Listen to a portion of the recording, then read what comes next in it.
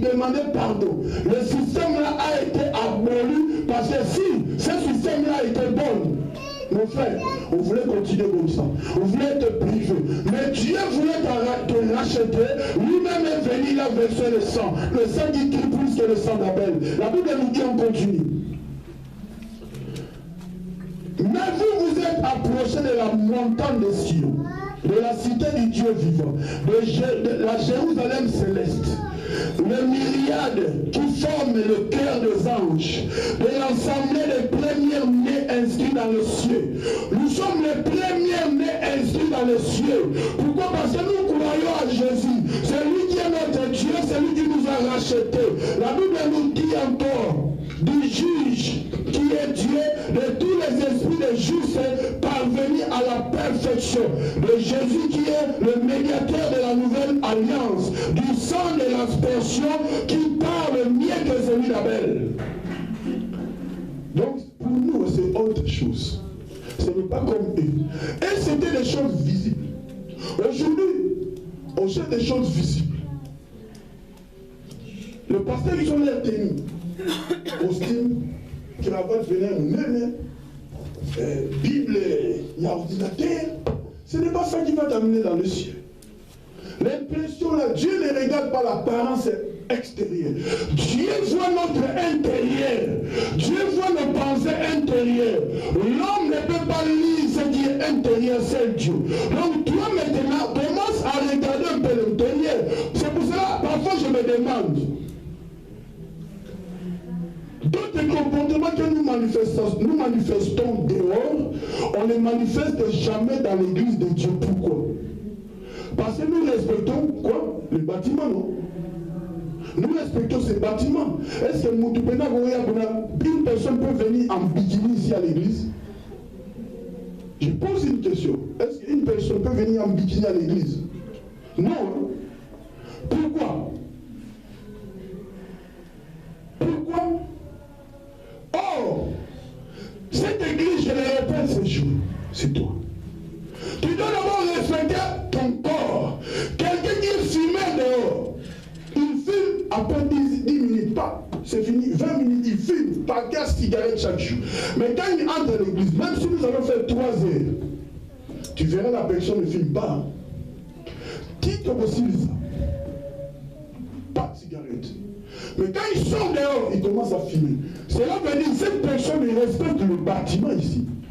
Mais lui-même, il ne se respecte pas. Pour comprendre que cette personne n'a pas compris que c'est lui que Dieu fait. Donc quand toi, tu te respectes toi-même, une autre personne, il est sous là. Quand il vient à l'église, la personne, ça je te dis, cette personne, que tu connais qu'il aime la bière, cette personne prend seulement une bouteille de jubilé, alléluia. Le famille place dans l'église, lui il est sous là. Bibi ça on va à mon avis, non, on a la jubilé en l'église. Nous non. Il y a une talibosa au téléméla dans l'église. Ah ben non, ce que tu fais, c'est pas normal. Pourquoi tu amènes cela dans l'église? Oh, véritable église, c'est lui. Nous devons comprendre que Dieu a besoin que nous soyons propres pour entrer là où Dieu a ouvert. Parce que maintenant, il n'y a plus de garde-corps. Il n'y a plus de gens qui nous empêchent. Les cités qui étaient interdites pour nous, c'est ouvert. L'îlot du temple, c'est ouvert. Notre médiateur est toujours là afin de nous écouter. Mais nous regardons, il y a un bishop. On vient consulter les bishops. On vient regarder les hommes de Dieu. On se croit que comme c'était dans l'ancienne alliance, que les choses c'est comme ça, je vais passer, tu peux passer directement à Jésus, frère. Alléluia. Quand tu es convaincu qu'on peut prier ensemble, tu choisis les hommes de la foi, les femmes de la foi. Vous priez ensemble après que le diable a la terrasse. Parce que le nom de Jésus qui nous a été donné, la Bible déclare, ce nom-là est au-dessus de tout. Il est souverainement élevé. Tout genou fléchit, la maladie fléchit, les liens familiales fléchissent, quelle que soit la situation fléchissent. C'est très puissant quand tu connais que tu as un nom. C'est pour cela, laisse-moi te dire, frère, Moïse connaissait un Dieu. Ce Moïse-là, il connaissait ce Dieu-là, mais le même Moïse, demanda à Dieu quel est ton nom. Et les Juifs aussi, les pharisiens, ils ont demandé à Jésus. Jésus a dit, si tu as Jésus, si tu reçois la parole de Jésus, tu seras réellement affranchi. On va le lire dans Jean, je crois, pour comprendre.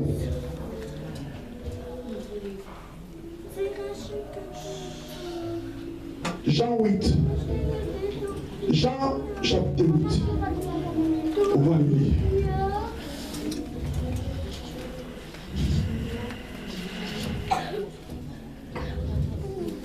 Jean 8.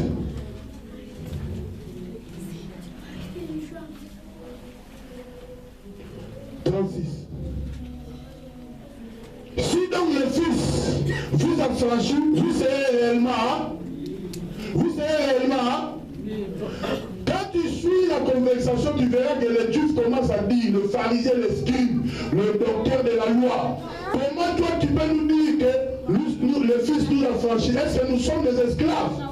Ils étaient esclaves de la loi. Ils étaient esclaves de la loi de Moïse. Ils croyaient que ces choses ne pourraient jamais changer. Ils croyaient seulement ce que Moïse disait. Oh, Dieu préparait quelque chose qui était l'église. Dieu préparait quelque chose qui est appelé barrière. Dieu préparait quelque chose qu'ils appelaient incirconcis. Dieu préparait quelque chose de nouveau. Mais ils étaient attachés. C'était devenu comme la tradition. Mais Dieu a dit, si réellement vous êtes affranchis, vous serez réellement libre. Ils ont dit, nous sommes fils d'Abraham. Jésus a dit plus loin, avant qu'Abraham soit moi, je suis. Je fis tes mains, je suis. Verset 58 dit quoi? Je suis. Donc le même Dieu qui suit, il est le Dieu qui est de l'éternité à l'éternité. Ce Dieu-là déjà voulait à tout prix libérer le peuple. Quand il a libéré Israël, la Bible nous dit que Israël adorait Dieu. Toi tu es libéré pourquoi? Si réellement tu as affranchi, frère, ma soeur, tu vas commencer à adorer celui qui t'a affranchi. Tu vas commencer à adorer celui qui t'a libéré. Tu vas commencer à proclamer sa grandeur, sa grâce, sa faveur pour toi. Si réellement tu as affranchi, tu ne vas même pas manquer un jour dans sa présence, à moins que ce soit l'empêchement vraiment, je ne sais pas comment. Mais partout où tu es, tu peux être à Londres, tu peux être en France, partout où tu es, s'il y a une église qui croit c'est Dieu que nous prions, tu vas faire le pas pour aller même prier, pour adorer ce Dieu. Alléluia. Nous devons comprendre que Jésus a besoin de nous. Jésus nous a privilégiés. Ce n'est pas le montagne de Sinaï, mais nous nous approchons de cette cité céleste que Dieu a établie devant, là où il nous a appelés les concitoyens. Alléluia. Les co-héritiers avec Christ. Et maintenant, où sommes-nous? Nous allons lire quelques versets pour la gloire de Dieu que j'avais préparé. Galates 2:20. J'aimerais que quelqu'un dans la salle peut nous le lire.